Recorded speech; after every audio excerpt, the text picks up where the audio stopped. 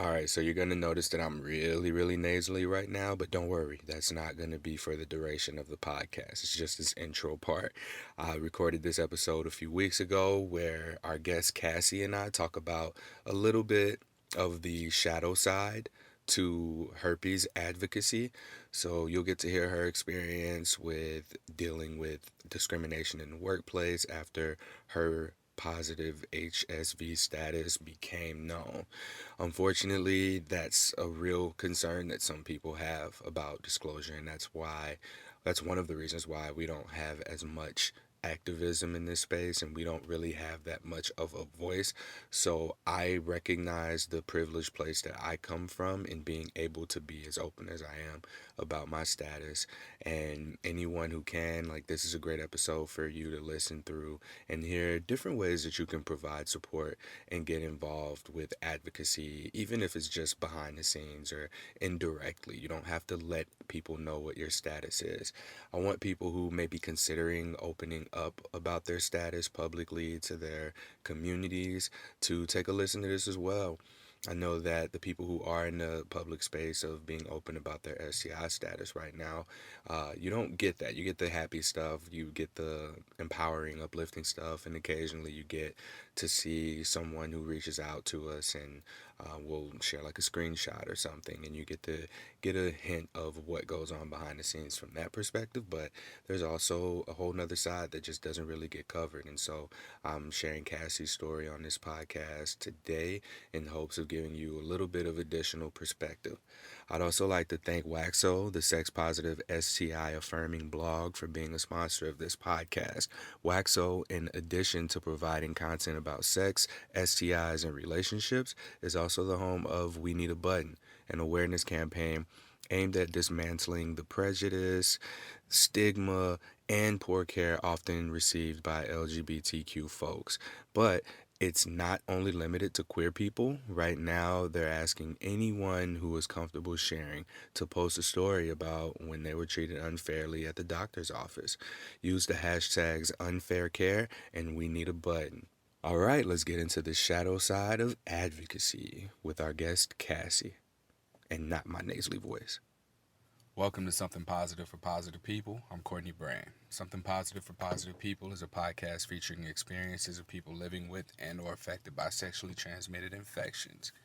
Today's guest has a varying experience in her advocacy, the way that she provides education and backs people up living with herpes is in her story. It's different than a lot of the people that you may see publicly who are so open about their STI status, their herpes diagnosis, that I thought it was really worth sharing on this podcast. And while the experiences haven't always been positive, it's more so about them being useful. There are a lot of people who think that they want to disclose publicly and be advocates and educators in this space. And this episode, to me at least, highlights a different angle, a different perspective that we just don't get a chance to see. Without me talking too much and losing the audience here, Cassie, I want to let you go ahead and begin with your story. Talk about your experience. First off, how old are you?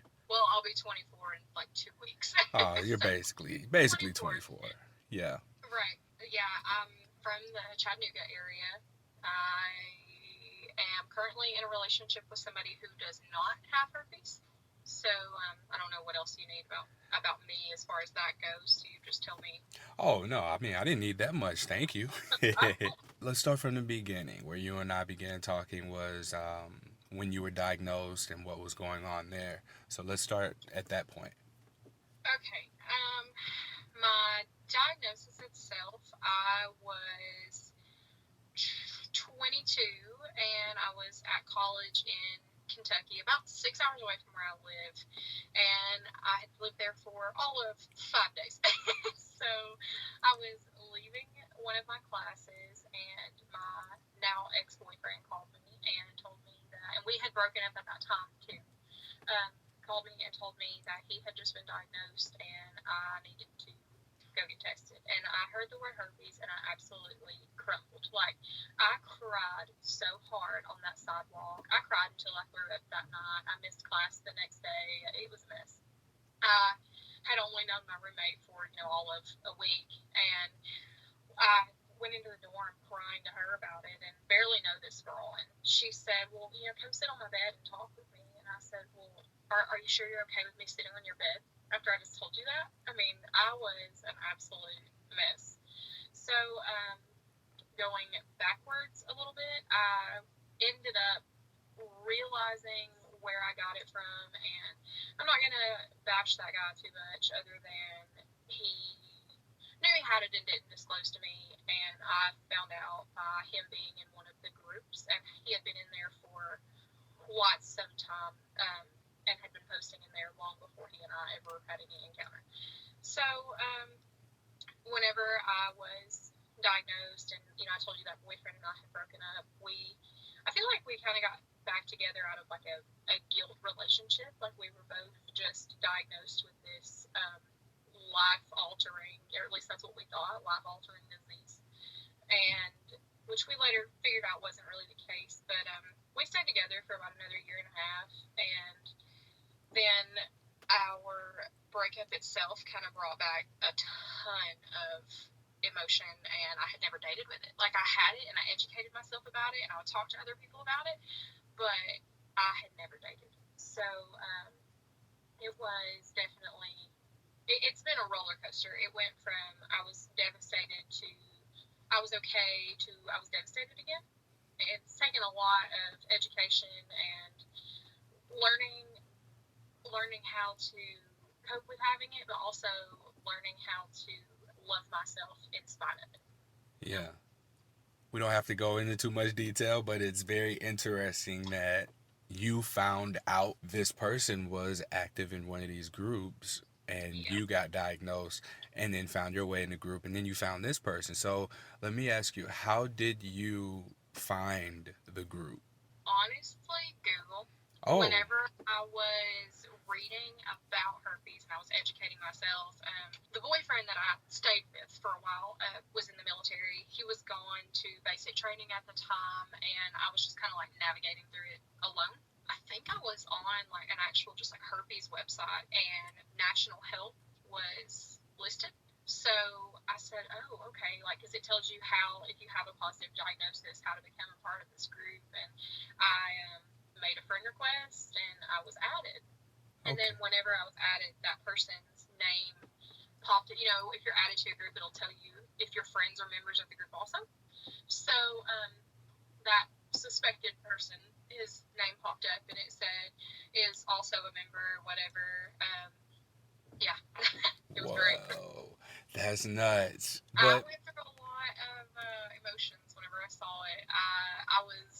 I had a class right after that, and I ended up not going to the class because, I called him out. I messaged him about it. I was not happy, not happy at all. how surprised was he when you messaged him and like you knew like you just So he was I think exposed. I think that whenever I messaged him, he knew like immediately what it was about because I didn't say. I didn't say like, hey, I didn't send a screenshot of it or anything. I texted him and I said, you and I need to talk like now. Because whenever I was diagnosed, I called him because I knew, I had, we knew that my ex did not have it before me because of like our antibody differences. Mine were very, very high. His was very low. I had had outbreak symptoms before and had been tested, but full STI panels don't include herpes these days. So I didn't know that I wasn't tested for it. I was diagnosed with a latex allergy and yeast infection and whatever. So we figured that out pretty quickly. So I called the people that I had been with before him, and I told there were like three people that I had to call, and I said, okay, I have this. I'm not accusing you, but I just want you to be aware that if I didn't get it from you, I could have exposed you to it. Well, I told him at that point that I had it, and he rolled it off and said, okay, well, thank you for telling me. I appreciate it. But then he also like tried to educate me about it. He was like, a lot of people have it and blah, blah, blah, blah. And he was giving me like almost statistics. And I remember specifically he told me that Usher had it. So I guess because it was at that time when when Usher had that whole lawsuit thing going on. So he specifically said that to me, and for whatever reason, that wasn't a red flag.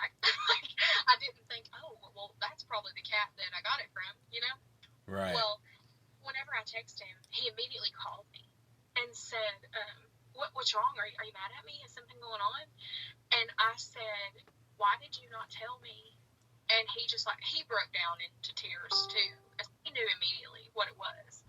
And I don't have any animosity toward him. Like, I know a lot of people would, but I don't. I've worked through that. It is what it is. Like, I don't know what his reason for not disclosing to me was, and I don't know what his reason for not telling me whenever I told him was. But either way, it is what it is, and I feel like the good things that people do outweigh the bad things, and he's also done a lot of good for me in life too. So it is what it is. Yeah. Yeah, no, it was a mess. Man, that's so crazy. I can't imagine my disappointment to come across the person like just red-handed. Like, you didn't tell me that you had the potential to just completely change my life, and you didn't equip me with any of the tools that you have access to. I think I would have been more hurt by that than anything else. I was, Like, yeah, you didn't tell me, first of all, and then I understand you weren't going to confront me, but when I confronted you about it and gave you the opportunity to let me know, you yeah. didn't. Yeah, that was the worst part. I had a very hard time with my initial diagnosis, like I think we all do. I struggled really bad with that. I cried a lot, and I spent a lot of time just trying to navigate through all those feelings. And I don't want to say like suicidal, but almost where I just didn't want to be alive. There was a lot, and he knew that, and he could have told me, but he didn't. And you, like you said, that was the worst part. Like, he could have said, "I'm sorry, I may have been the one who exposed you to this, but I'm a part of these groups. Let me add you to them, or let me give you these resources. Let me. It's really not that big of a deal. Whatever. I will say, I will vouch that we had safe sex. We used a condom. Whatever. I still got it. I was just one of the unlucky people, I guess. You know, herpes is a skin to skin virus. You're not totally protected by condoms. I didn't have any education as far as sexual health goes, other than abstinence only sex education at my high school. Yeah. So I wasn't aware of that. I thought condoms protect you from everything. Well, guess what? They don't. So I Mm. will vouch for him. But he, at least, I feel like like I said, he's not a bad guy, and I think that his intentions were okay. Well, we're being safe about it. She's not going to get it. Like, I don't. I don't. It's not that he intentionally exposed me. It was more of not telling me whenever I came to him. Yeah. And did you have the conversation about sexual health before you both had sex with one another? Did you ask him if you when was the last time you've been tested? Have you ever tested positive for any STIs? Okay. No. Okay. I was just curious because I find that that tends to just not be a conversation that we Yeah. have. Yeah. It's definitely a conversation that I would have now, but at that time, no, it was Okay. not. All right. That part was important. But Yeah. what's coming up, this is really important. So you said that, correct me if I'm wrong, but I think you found out after a more recent relationship that you had that somehow got involved with you being outed for your status at work. Yes, I did. So yeah, I will say, I'm a little bit, loudmouthed about myself, and I probably give too much information to people who don't deserve it at times. So I was in a newer relationship with the guy that I had passed it on to, and I had talked to someone that I worked with about it and said, hey, I have this. This is where I most likely got it from. My current boyfriend has it. Like, I mean, I just kind of like spilled my guts, like word vomited out everything about my life to this person. And then the next thing I know, I am hearing that my STD status is a like tabletop conversation for everybody at the dinner table at work. Which I work in emergency services, and we all honestly we're all really close. Like, that is one thing that you get very close with the people who you spend 24-hour shifts with and things like that. So I mean, I wasn't really surprised about people gossiping about me, but I was more surprised about the repercussions that came at me about it. I was told that I had created unnecessary drama and was basically, I mean, I guess basically fired from that job. The boss who let me go said that he was removing me from the part-time list and that I wasn't being fired. But like, let's be honest here, guys. Like, what's the difference? So it was a lot to go through emotionally, because now not only have I been outed about this this, about me having this, because I talked about it, which I don't feel like I should ever have to apologize for talking about the things that have hurt me and affected my life. Like I was confiding in someone, and that's not my fault that that person told everybody. Yeah. But anyways, I was told that I had created unnecessary drama and was essentially fired for it. Wow. So that did that did happen. Yes. Yeah, a lot of people are afraid of that happening, and no matter how assuring you want to believe that it is to be honest with people and that nothing bad's going to happen to you when you tell the truth, unfortunately, that's bullshit. And there Yeah. is unfortunate discrimination, there's office politics, there are politics in whatever work setting. Here we are, we're talking about emergency services here. Um, is that right? Can I say emergency services? Or do I Yes. need to Yeah. delete that out? All right. Yeah. But That's fine.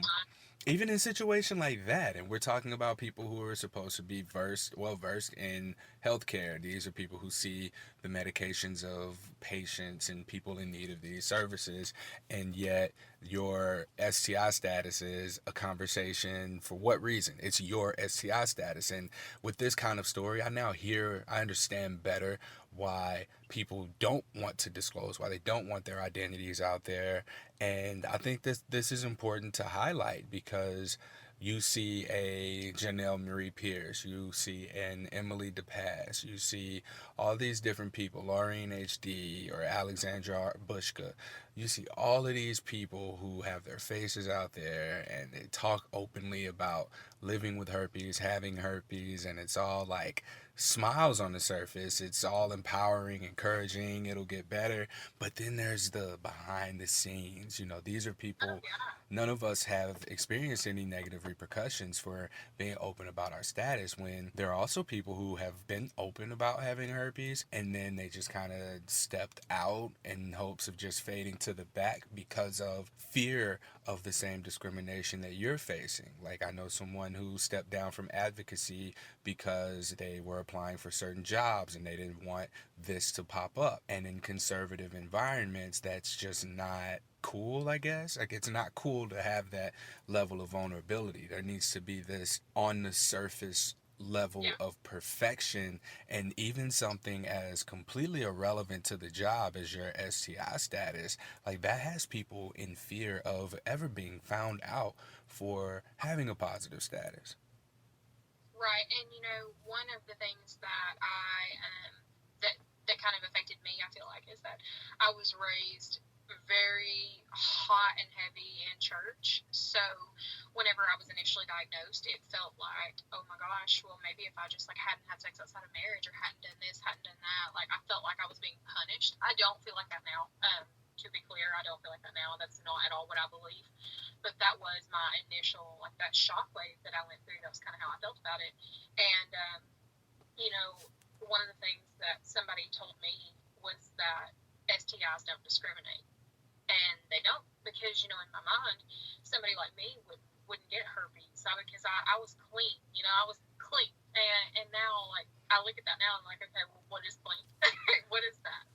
So yeah, it's been a roller coaster for me, definitely. It's been an up and down.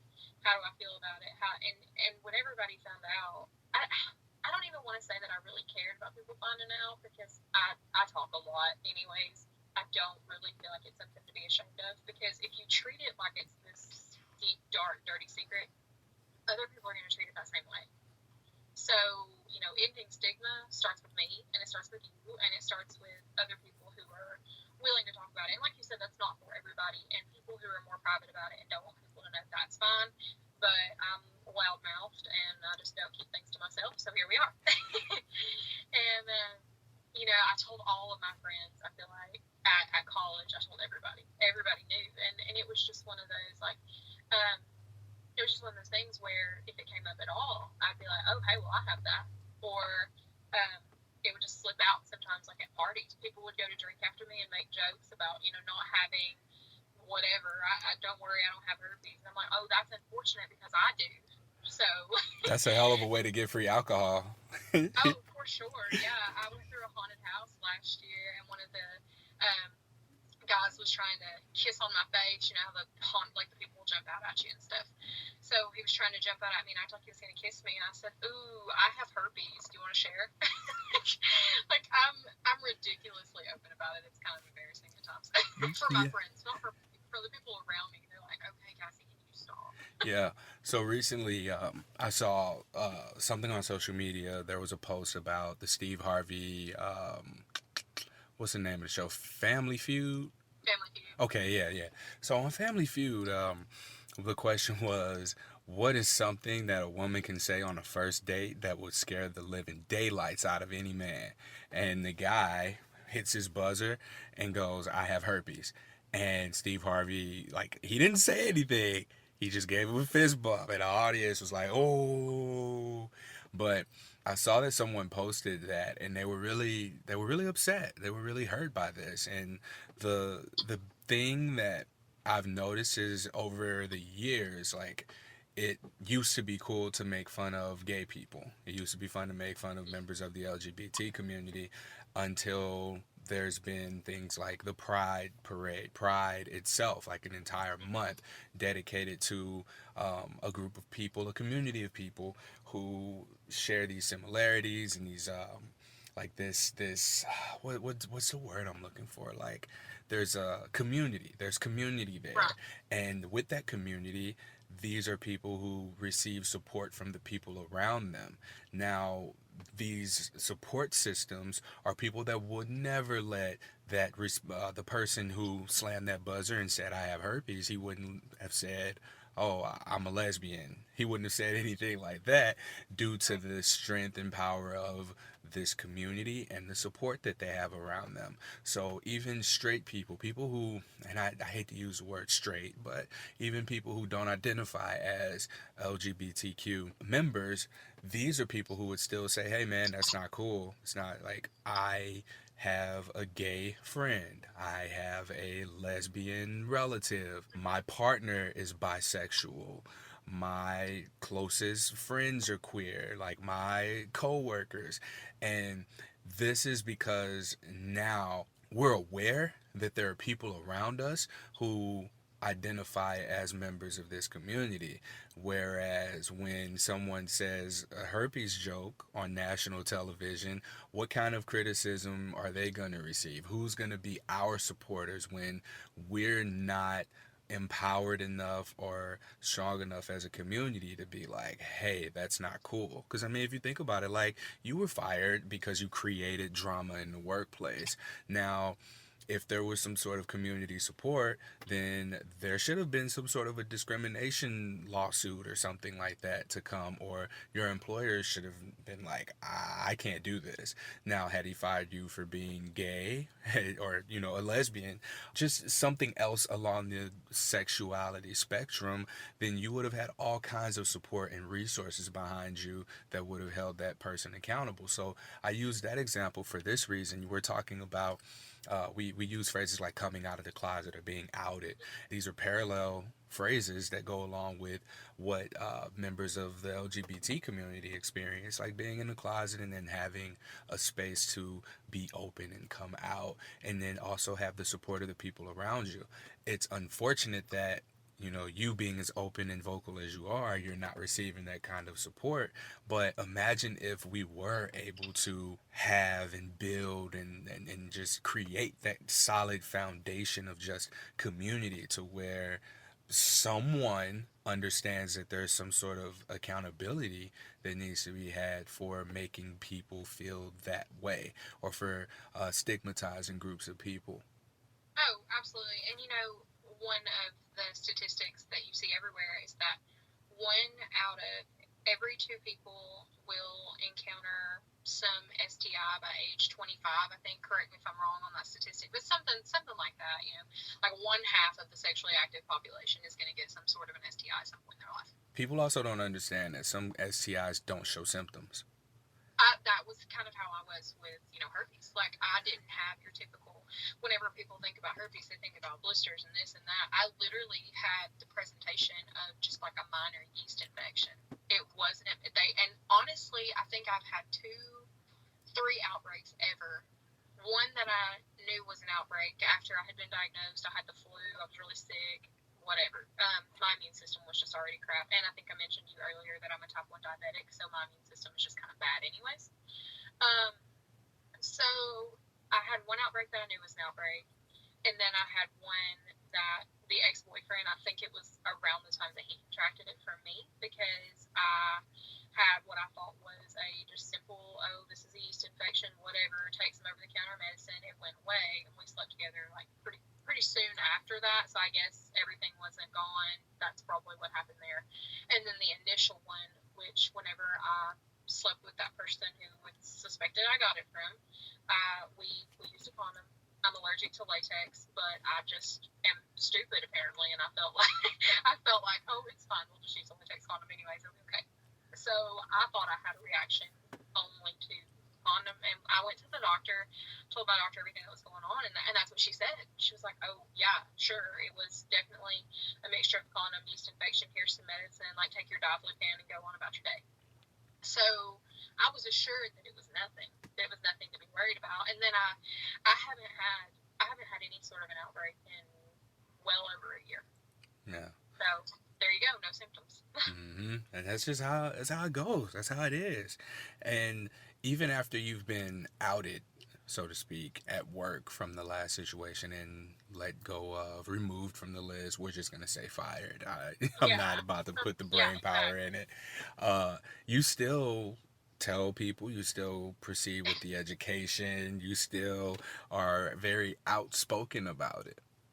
Yeah, I had started a new job. Well, actually, I worked for two services part time, and I had already worked for this other service, and but I started working full time hours there. And I was sitting in our ambulance bay one day, and everybody was talking about STIs, and somebody just made like one of those silly like hangover jokes, about herpes. And for whatever reason, it just rubbed me wrong that day. And people there didn't know I had it. So I said, that's not funny. And a lot of people have that. And maybe just think about it whenever you say stuff like that. Because if the statistic is what, 1 in 5 or so, either way, 1 in 5, 1 in 6, 1 in 4, different wherever you read it at. But either way, if the statistic is that and we have 60 employees, how many other people have it than just me, So, um, I made a comment. I'm sorry if you hear my dog barking No, in you're the background. fine. but I made a comment about how it wasn't funny and that they needed to be more sensitive, that a lot of people have this, and, just to be aware of who you could be hurting. And the comment was made back to me, well, I don't know anybody who has that. I wouldn't associate with somebody who has that. So that just ran all over me. And I said, hi, me, I have it, and I've had it for years, and I've worked here for years, and you've had no idea. So I knew whenever I said that, there were several people in the room. I knew that I would be talked about. I knew rumors would be started. Um, I, at the time, was in a pretty serious relationship with the ex-boyfriend, and I wasn't really concerned about like dating or anything. So that wasn't a concern with me. It was potential partners finding out. It was just education. And I came into work, I think the next shift, and somebody made a comment about not wanting to sleep in the bedroom that I slept in at work because we worked 24-hour shifts, um, and called me herpes pussy.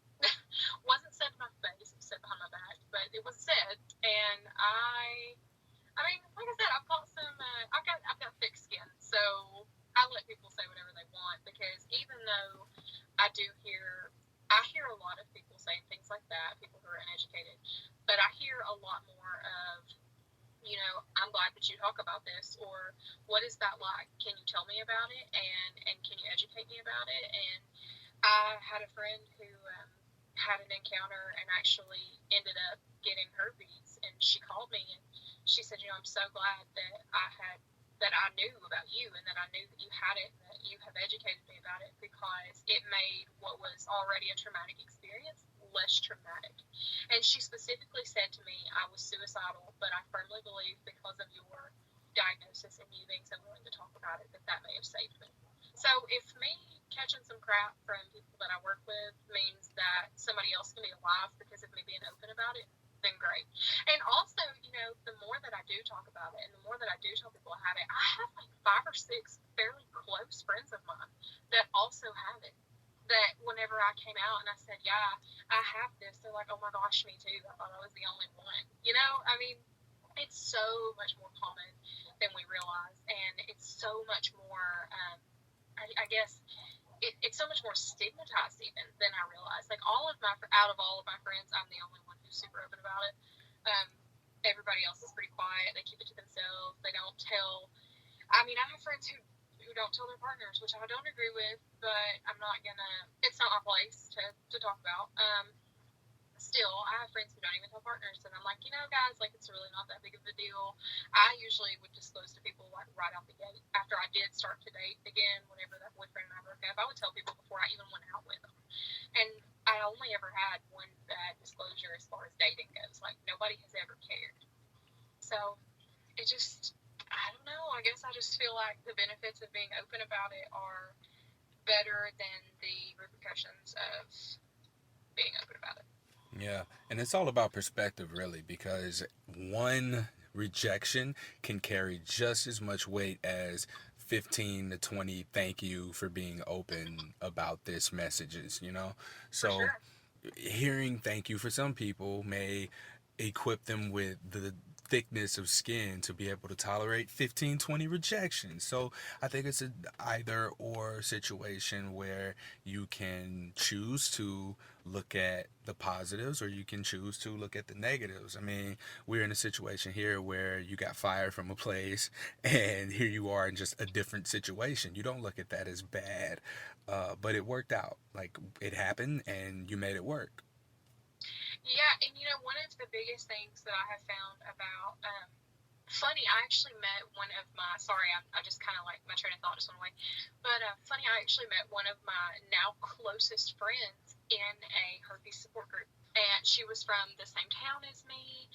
Um, we we both got added to it around the same time, and I saw her in there, and I saw her picture. It was on Facebook, saw her profile picture, and I was like, oh my gosh, she's so pretty.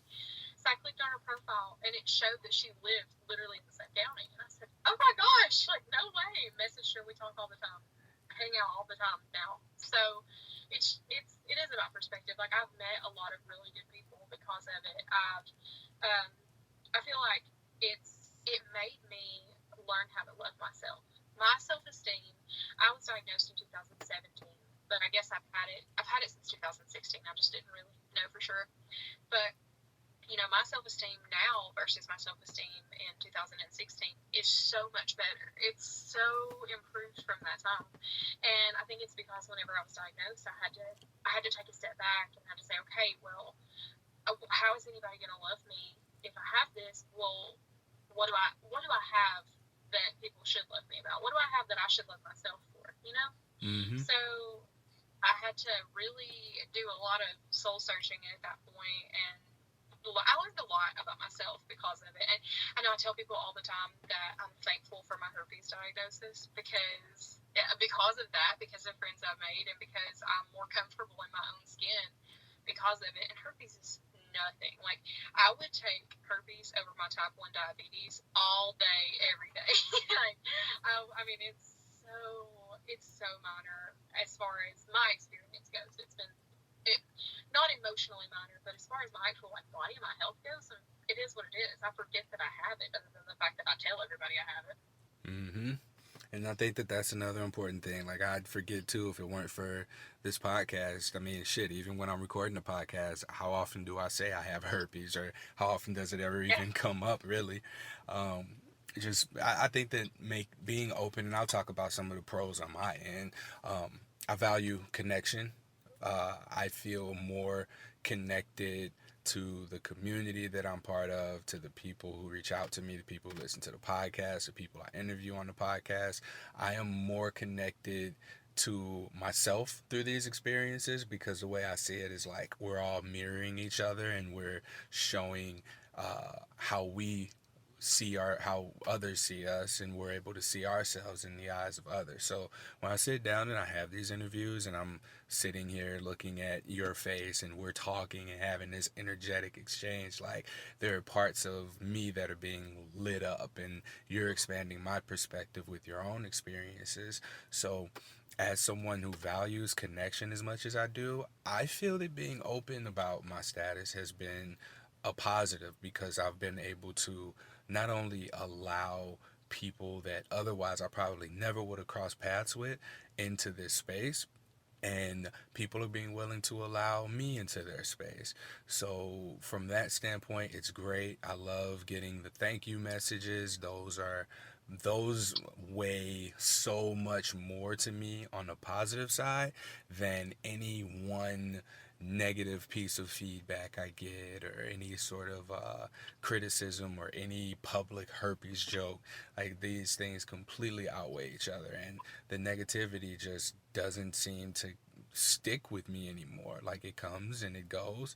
I can't say that I feel stigmatized or I feel any kind of discrimination. Maybe some friends don't hang out with me as much as they used to, but I'm also way more focused on other things than hanging out. I don't know if that has anything to do with it or not. I don't care to really investigate it because I'm just focused. So in my experience, I haven't experienced any public negativity, not from family, not from friends, not from colleagues. Even when I first became open about it and being a personal trainer at a gym, I thought that people wouldn't want to work out with me because they thought they'd get herpes from sitting on the same bench as me. And people aren't like that. People generally are not going to be that way, or not ignorant, or not just jerks. Um, and I think that it maybe people demonstrate these red flags about themselves and who they really are, and we tend to just look over them sometimes. But then we also tend to downplay how good of a resource, support system, friend, lover, family member we have around us, because we feel like we can't tell anyone. And sometimes the closest people are the ones who can be the most supportive to us if we just let them. Yeah, I have definitely, like I said, if I treated it like it my initial diagnosis, I didn't want people to know. I tried to keep it to myself, but that's just like not in my nature. I just talk about stuff all the time, and it's that may be a flaw in me, and I've tried to get better about it as I've gotten a little bit older, but I talk a lot. So initially, I wanted it to be a secret, and then like the more I did talk to people about it, and the more that I I made it feel like it wasn't a secret and it wasn't something to be ashamed of. It normalized it for me, and it made me feel like I was, maybe this isn't that bad. Maybe whenever I do tell people, they're not treating me differently. They still think that I'm the same person. I mean, I still I still was able to go out on dates. After that breakup, I told you that my diagnosis had like slapped me in the face again because I hadn't dated with it. I had been in a relationship since I found out, and I had no idea what to expect. But people just generally don't care. They may ask you, or ask, in my experience, they would ask me, okay, well, what is that like? What do you do? What are the odds of me getting it? And if I did get it, what would happen? How do I deal with it? I mean, I've had one bad disclosure out of I don't know how many. I'm sure it's been a lot because I practiced disclosing on Tinder. I downloaded Tinder and I would just tell people, and nobody ever they never really cared. I mean, I didn't with all of them, but still, it wasn't made out to be a big deal. And my current boyfriend, which we've not been together long. We've been talking for a while, but we haven't been in a relationship very long. Whenever I told him, I was terrified. And that's just not like me because I tell people that I work with, I tell people I go to school with, I tell strangers like I don't care. But I was so nervous about telling him. And I think part of that is because I live in a small town, we're from the same town. We actually grew up on the same road. So we yeah, it's our families are close, which my family knows I have it, but still I was very hesitant about talking with him about it. And then actually I had delayed dates. Like I would put him off. I was like, I don't want want to go. Even though I did, I was pushing him away because I was so afraid of how he would react. And then whenever I finally told him, he was out of town. He was like in Atlanta or something for some conference for work, and I sent it to him in a text message. I said, hey, I just want you to know that I have this, and I included statistics about it, and I tried to make it out like it wasn't a big deal because it's not. But I mean, it is, but it's not. Well, his response was, okay, and he's like, I thought you were gonna tell me something bad. I mean, he reacted so well about it, and it's never been a issue for him. Like, we actually talked about it last night because we were talking about this podcast, and he said, yeah, I mean, I know that it's something that you have, but like, it really doesn't affect your health. You are the same person with or without it. So there's been a lot of emotions emotions tied to it, for sure. So for you, and being as vocal as you are, does it make your partner uncomfortable at all? um it, I don't I don't really know.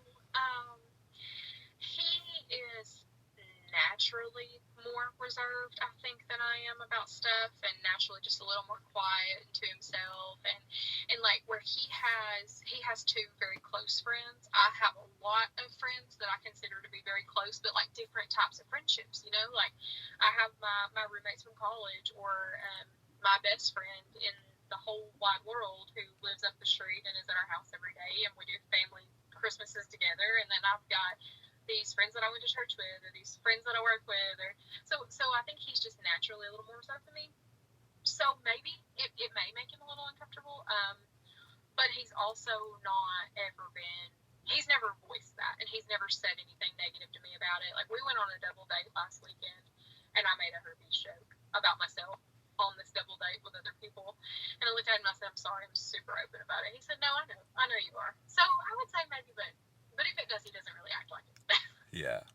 Well, there's a comedian that made some herpes jokes, as she was the opener to this comedy club, and she finishes the jokes. Someone messaged me and said that they were really uncomfortable, and then by the end of it, she was like, "Yeah, I wrote all these jokes before I got herpes," and I'm really hoping to be able to get her on this podcast. So, Yeah, assuming that that's true, I messaged her and I asked her about it, and to see if she'd be willing to come on to the podcast, and we can talk yeah, about herpes jokes and then her experience as well.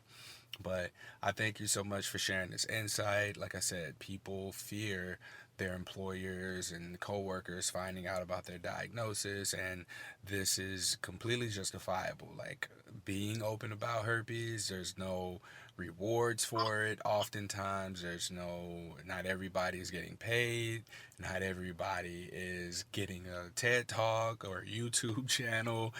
There's a lot that comes with it. I mean, these are things that are all necessary, but more than anything else, we have to be able to advocate for ourselves in whatever capacity that may be. We have resources and tools and communities that are out there if you want to get involved and you want to do something. Just so you know, you don't have to be open. There are different ways to get involved. You can even just educate the people around you, like Cassie here.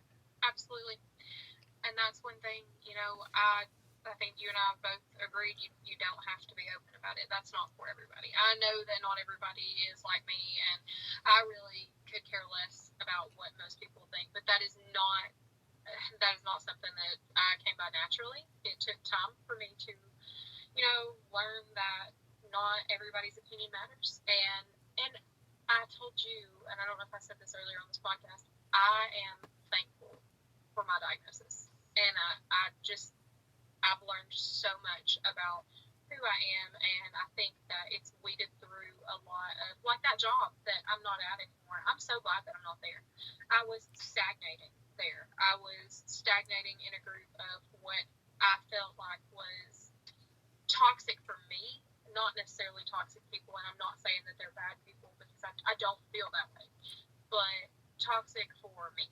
The situation was not for me, and I've learned a lot, and I've learned a lot by being open, but there's also no shame in not being open. Thank you, Cassie. Thank you. It was nice talking with you.